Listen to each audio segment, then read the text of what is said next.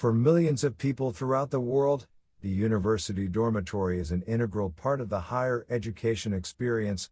Some have fond memories of their dorm rooms, others think of their dorms as one step above a prison cell. Either way, nobody can doubt that interesting things tend to happen in dorm rooms. Here in this list, murder is highlighted. Tragically, murders have happened in dorm rooms throughout the world for decades. Roommates have been bludgeoned to death, stabbed, shot, and poisoned. Dorm roommates have been killed out of anger, out of spite, and out of jealousy. Some dormitory murders were planned well in advance, some occurred in the heat of the moment. All kinds of dorm room murders will be discussed here. Number 10. Double murder at CMU. March 18, 2018, was just another day at Central Michigan University, a state school that isn't a big name but is a big deal for the thousands who attend it. 20-year-old James Eric Davis Jr. looked like a lot of other undergraduates at CMU, but unlike a lot of them, James had a severe mental illness. In fact, on March 17, James had been admitted to a local hospital after he swore that unspecified people were out to kill him. Despite being taken to the hospital by police, Davis managed to escape from the hospital on foot but was caught and brought back. The next day, James's parents arrived in Mount Pleasant, Michigan, from suburban Chicago. They planned on taking their son home for spring break. Therefore, James, his father James Eric Davis Sr., a part-time police officer, and his mother Diva Jeanne Davis spent the morning of March 18 packing on the 4th floor of CMU's Campbell Hall. At approximately 8:30 a.m., James Jr. used his father's handgun to shoot and kill both James Sr. and Diva. Following the killings, James Jr. led police on a 15-hour manhunt around CMU's campus. On January 25, 2019, Isabella County Trial Court Judge Eric Janes concluded that James Jr. was mentally ill during the time of the crime. At the same competency hearing, the defendant pleaded not guilty by reason of insanity. Eventually, James was indeed found not guilty by reason of insanity and will not face trial. Number 9. Professor Murderer. Back in 2005, Professor Robert Bechtel of the University of Arizona wanted to attend his 50-year class reunion in Pennsylvania.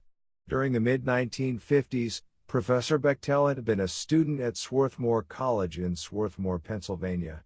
Usually, this would not be newsworthy at all.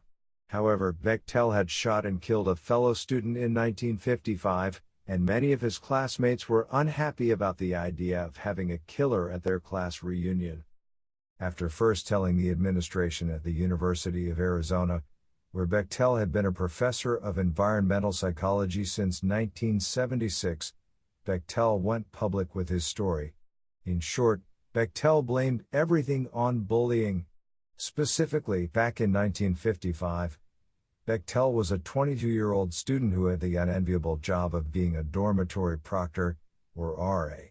It was his responsibility to keep students in line. And much like today, 1950s students did not take their proctors seriously. Making matters worse was the fact that the shy and bookish Bechtel had been a target of bullying since the age of 4. Bechtel decided that he'd had enough of the constant disrespect. He remembered the times when students would urinate on his bed and leave it out on the school's quad. He also remembered all the times when students would chant, "Bechtel will eat SHT," as he made his rounds throughout the dorm. During the winter break of 1954 to 1955, Bechtel went home and purchased 2 firearms. His plan was to shoot the bullies and keep them permanently quiet. That's exactly what Bechtel did. On January 12, 1955, he shot 18-year-old Francis Holmes Strozier to death while the supposed bully slept in his dorm room. Bechtel then fired 5 rounds into a dorm room closet before turning himself in to the police. While in jail, Bechtel was interviewed by a psychiatrist. The psychiatrist concluded that Bechtel was incurably insane, and the future Arizona professor was ordered to spend the rest of his life at the Fairview State Hospital for the Criminally Insane. He would only spend 5 years there, and following a brief trial, where he was found not guilty by reason of insanity, Bechtel was released back into the civilian world in 1960. Number 8. Super Crazy Boyfriend. Gregorio Orostaida was never going to win Boyfriend of the Year. According to most accounts, Orostaida was prone to jealousy and fits of rage. In 2015, the then 19-year-old Orostaida was dating 18-year-old Carly Hall. The relationship was certainly tumultuous, with Orostaida often accusing Hall of being unfaithful. It was not infidelity that led Orostaida to kill Carly on February 8, 2015. No, the thing that broke the proverbial camel's back was a bowl of noodles. Following an argument over the spilled noodles, Orostaida attacked Hall, a freshman at Millersville University in Lancaster, Pennsylvania, while they were both in her dorm room. When paramedics arrived on the scene, they found Orostaida performing CPR on the lifeless Hall. It would later be determined that Hall had been dead for hours before 911 was first called. On May 2, 2016, a jury found Orostaida guilty of third-degree murder. Although they believed that Orostaida had beaten and strangled Hall to death and had done so with malice, the jury also believed that killing had not been premeditated. Judge Donald Totaro agreed with Assistant District Attorney Susan Ellison that Orostaida's behavior following Hall's death, including watching rap videos on YouTube immediately following the strangulation, ignoring knocks on Hall's dorm room door, and blaming Hall for his own actions, were indicative of a cold and callous personality. Gregorio Orostaida was given the maximum sentence for his crime and will spend 20 to 40 years in prison. Number 7. A Murder and a Cover-Up. One would think that universities would feel duty-bound to inform their student body about a murder on campus. Apparently, Eastern Michigan University did not feel that way, and following the murder of EMU student Laura Dickinson, the college tried to keep everything quiet. On December 16, 2006, Michelle Lockwood, a custodian who worked at Hill Hall, the dormitory where the 22-year-old Dickinson lived, found the young woman face down on her bed and nude from the waist down. When investigators arrived at room 518, they also found a pillow over Dickinson's head and traces of semen on her leg. This semen would later be matched to another EMU student, Orange Amir Taylor III. For 10 whole weeks, EMU said nothing about this crime to either its students or to Dickinson's parents. The horror was not brought into the light until Taylor's arrest on February 23, 2007. The university's failure to comply with the Clery Act would be the first controversy of the case. All told, EMU would be fined $357,000 by the U.S. Department of Education for failing to follow federal crime reporting procedures. The second controversy in the case revolved around tense racial issues. Despite large amounts of evidence proving that Taylor, who is black, broke into room 518 with the intention of raping Dickinson, who was white, a mistrial was declared following a hung jury at Taylor's first trial. Bloggers across the internet pointed out that 2 of the 3 jurors who voted to acquit Taylor were black, while others noted that Taylor may have benefited from being physically attractive. No such doubt was in evidence during Taylor's second trial. During this trial, jurors listened as all the evidence was laid out against Taylor. Besides his DNA being found on Dickinson's body, security cameras caught a man whom eyewitnesses identified as Taylor standing outside of Hill and Hoyt residence halls around 4 a.m. on the night of the murder. The same cameras caught the same man following another student into Hill Hall and walking up the stairs that led to Dickinson's floor. Over an hour later, the cameras caught this figure leaving the hall with the very same bag that Dickinson had carried inside hours earlier. On April 6, 2008, Orange Taylor was convicted of first-degree felony murder, assault with intent to commit sexual penetration, larceny, and first-degree home invasion. He was sentenced to life imprisonment without the possibility of parole. Taylor still maintains his innocence. Number 6. IceCold Case. At around 2 p.m. on April 26, 1993, residents at the all-female Bartlett Hall on the campus of the University of Alaska, Fairbanks, were caught off guard when a janitor came screaming out of one of the dorm's bathrooms. Police would later learn the gruesome source of the janitor's panic. Student Sophie Ann Sargi was in the bathroom and quite dead. It did not take an expert eye to realize that she was a homicide victim. Sargi's body was found on the second-floor bathroom in a semi-private room that contained a single bathtub. Sargi was found with her pants down around her ankles. She had been shot and stabbed in the face. A later autopsy would conclude that Sargi's corpse had been in the bathtub for about 13 hours before discovery. The same autopsy also concluded that Sargi, a 20-year-old native of Pitcairns Point, Alaska, had been sexually assaulted by her killer. Sargi's cause of death was the single gunshot wound to her head, which came from a .22 caliber weapon. Sargi and her family would have to wait more than 2 decades for justice. Finally, in February 2019, Stephen Harris Downs, a resident of Auburn, Maine, was charged with first-degree murder after being arrested by the Maine State Police Tactical Team. For years, Alaskan investigators assumed that Sargi's killer was either a student or someone who worked at the university.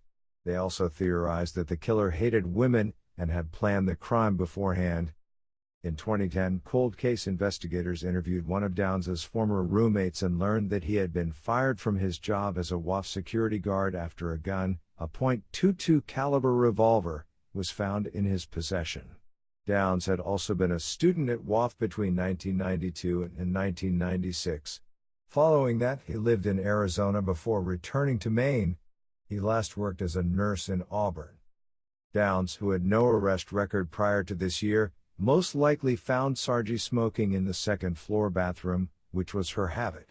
The case has yet to go to trial. Number 5. Harvard goes crimson. Ever had a bad roommate? Even if so, you've probably never had a roommate as bad as Xanadu Tedesz. Until 1995, though, Tedesz seemed all right. Born in Addis Ababa, Ethiopia, in 1974, Tedesz's earliest years were marred by conflict. Specifically, Tedesz came from a well-heeled family during the hell of Ethiopia's communist Derg dictatorship. From 1974 until 1991, the military junta that ran the Derg engaged in political violence and abysmal economic planning that resulted in mass poverty and famine. The famine in Ethiopia during the Derg regime was so bad that millions of Americans began using starving Ethiopian children as a warning to fussy eaters. Because of their wealth, the Tedesz family were often targeted for persecution. In fact, Tedesz's father, Zalk Tedesz, spent 2 years in a Derg prison when Xanadu was a toddler. Maybe this history inspired Xanadu to be an excellent student. Maybe not, but either way, she worked hard and eventually earned a scholarship to Harvard College, the undergraduate portion of the world-famous Harvard University. According to her father, Xanadu was happy that her best friend was also her roommate at Harvard. That best friend was Trang Ho. Trang and Xanadu shared a lot in common. Both were very smart young women who had come to the United States as immigrants. Both had fled communist dictatorships, with Trang leaving South Vietnam with her father following North Vietnam's takeover in 1975. Prior to landing in Massachusetts, Trang had spent a year in a violent refugee camp in Indonesia.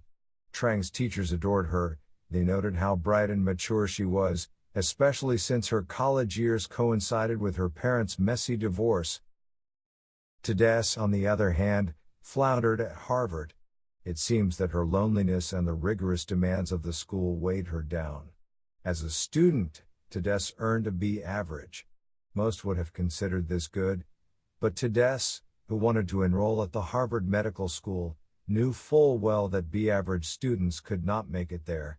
In her depression, Tedesz took to looking up random names in the Cambridge phone book and began sending bizarre letters asking these people if they would be her friend. When Ho and Tedesz began rooming together in Tedesz's sophomore year, the popular and vivacious Ho began to grow uneasy with Tedesz's neediness. When Ho announced late in the pair's junior year that she would be moving out, Tedesz became despondent. She began moving towards something drastic. She purchased 2 knives and a length of rope, got medical exemptions for 2 of her final exams, and had an odd lunch date with a fellow Ethiopian student. Even weirder, Tedesque sent a picture of herself to the Harvard Crimson newspaper with an attached note that read, "Keep this picture. There will soon be a juicy story involving this woman." On May 20, 1995, Tedesque entered the Dunster House room that she shared with Ho, stabbed her to death with one of the hunting knives, stabbed one of Ho's visiting friends, Tao Win, and then hanged herself in the bathroom. A few years later, author Melanie Thernstrom, herself a graduate of Harvard, published Halfway Heaven, Diary of a Harvard Murder. The book excoriated Harvard and its staff for not doing enough to address Tedesque's mental health issues. Number 4. The origin of the Clery Act.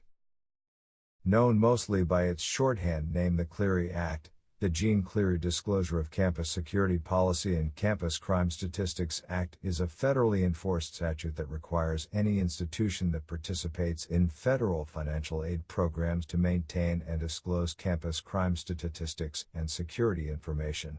This act became law following the 1986 murder of college student Jeanne Clery. Jeanne Clery was originally supposed to go to Tulane University in her hometown of New Orleans, Louisiana. However, her parents, Howard and Connie Clery, had second thoughts after they heard about the murder of Tulane's sophomore Karen Minkin, an 18-year-old co-ed who was strangled to death at her off-campus apartment. After passing on Tulane, the family toured other colleges. Jeanne fell in love with Lehigh University, located in Bethlehem, Pennsylvania. Sadly, Jeanne would suffer the same fate as Karen Minkin. A few days after returning to Lehigh from her spring break vacation, Jeanne went to a party. That night, Jeanne, 19, went to sleep in her dorm room located at Stoughton Hall. That night, 20-year-old former sophomore Joseph Henry of Newark, New Jersey, entered Stoughton Hall through 3 doors which had been propped open by students using pizza boxes. Henry tried several doors on the 2nd floor but found them locked. The first door he tried on the 3rd floor was Jeanne's. Jeanne had left it unlocked because her roommate had left earlier that day without taking her room key. Jeanne woke up while Joseph was in the middle of searching through her room. Joseph slashed Jeanne's face with a beer bottle before proceeding to sodomize her. He eventually ended the young woman's life by strangling her with a piece of wire taken from a slinky toy. After this crime, it was revealed that Joseph, a former honors student, had been thrown off campus because of his violent behavior. Plenty of people knew that Henry hated women, but he did not have an official record until 1986. Joseph Henry was originally sentenced to death, but his death sentence was thrown out in 2002. Henry eventually agreed to spend the rest of his life in prison rather than go to trial again and face the possibility of second death sentence. The Clery family decided that their daughter's death could have been prevented. They took Lehigh to task for poor security procedures and for failing to inform parents and students that Bethlehem's violent crime rate had been rising for years. Number 3. Hear Nothing. Washington, D.C.'s Gallaudet University is a special place. Why? Because it is one of the few federally funded universities for the deaf and hard of hearing. When 2 murders occurred at Gallaudet between September 2000 and February 2001, many investigators suspected a hate crime. The first to die was 19-year-old Eric Plunkett. Plunkett, a native of Minnesota, was beaten, strangled and hit several times with a chair on September 27, 2000. He died in his dorm room. Besides being deaf, Plunkett was also gay and the secretary of the university's LGBT organization. When homicide investigators found that Plunkett's message board contained anti-gay slurs and comments, they suspected that Plunkett's killer was motivated by homophobia. Oddly enough, the first suspect they arrested in conjunction with Plunkett's murder was a deaf and gay man. The second Gallaudet student to die was 19-year-old Benjamin Varner of San Antonio, Texas. On February 1, 2001, Varner was stabbed 17 times in his dorm room. The person responsible for both of these crimes was Gallaudet student Joseph Mesa of Guam. At his trial in 2002, the 22-year-old Mesa apologized to the Plunkett and Varner families. He also tried to plead insanity. District of Columbia Superior Court Judge Robert Richter did not buy this apology and sentenced Mesa to 6 life terms. Mesa, who was born deaf, tried to convince jurors that he had carried out his crimes because he saw a pair of black gloves use sign language to tell him to kill. Number 2. A Bad Day at Cornell. Cornell is an Ivy League school nestled in the verdant surroundings of Ithaca, New York. It is known for its world-class engineering program. It is also known for its many suicides. In 2017, Cornell saw 6 suicides in 6 months. Suicide has been such an ongoing problem at Cornell that, back in the late 1970s, the university installed metal bars and security nets around Thurston Avenue Bridge and other bridges in order to prevent more suicides. Arguably the most infamous suicide attempt in Cornell's history actually began with a double homicide. In 1983, 26-year-old Soo Young Kim of Queens, New York, entered low-rise 7 on Cornell's North Campus. Inside the dorm was 19-year-old Young Hee Soo of Elmhurst, Queens, and 19-year-old Aaron Niswant of Long Valley, New Jersey. Kim entered the dorm late on a Saturday night and began arguing with Soo, his crush. The argument descended into chaos when Kim brandished a .22 caliber semi-automatic rifle. Kim used the weapon to take Soo, Niswant, and 5 other students hostage in a single dorm room. After a time, Kim let everyone else go except for Soo and Niswant. Kim, an obsessed lover who never got over Soo's rejection, shot and killed Soo and Niswant. Kim left the dorm and was chased by police for several miles. Before he could be arrested, Kim shot himself. He did not die and was transferred to the Upstate Medical Center in Syracuse, New York. Kim would eventually be convicted of second-degree murder and sentenced to 25 years in prison. Judge Betty Friedlander also recommended that Kim be deported back to his native South Korea upon his release. The Niswant family sued him and Cornell University for the university's poor security standards. Number 1. Worst roommate ever. Ma Jiaju began his life in a small and impoverished village in China's Guangxi Zhuang Autonomous Region. At age 18 in 1999, Ma ran away without telling anyone because he was depressed and afraid about the possibility of failing China's notoriously tough national college entrance examination. When he was brought back to the high school, Ma tried to excuse his behavior by saying that he had run away in order to see the ocean for the first time in his life. All of this behavior seemed silly. Ma was a gifted and successful student. Indeed, Ma managed to enter Yunnan University in the city of Kuanyang and, for a time, excelled as a student of biochemistry. However, this success masked Ma's deep depression. On top of the pressure put on him by his family, who wanted Ma to lift them out of multi-generational poverty, Ma was a naturally shy and bookish student who suffered from a massive inferiority complex. Ma felt inferior to his classmates because of his poor background. At Yunnan University, Ma was just a peasant and not a star student. All of these internal problems made Ma angry and prone to arguments. He had few friends at school and Ma even shunned students who also came from poor backgrounds. Ma probably felt disrespected when wealthier students paid him money to wash their clothes. Ma was in no position to turn these offers down. In February 2004, Ma snapped after his roommate, Xiao Raui, accused him of cheating during a friendly card game. Xiao called his friend a misfit. The words burned Ma's ears and convinced him to get revenge. The next day, Ma bought plastic bags, tape, and a sledgehammer. He invited another student, Tang Zueli, to his dorm room. Here, Ma bludgeoned him to death.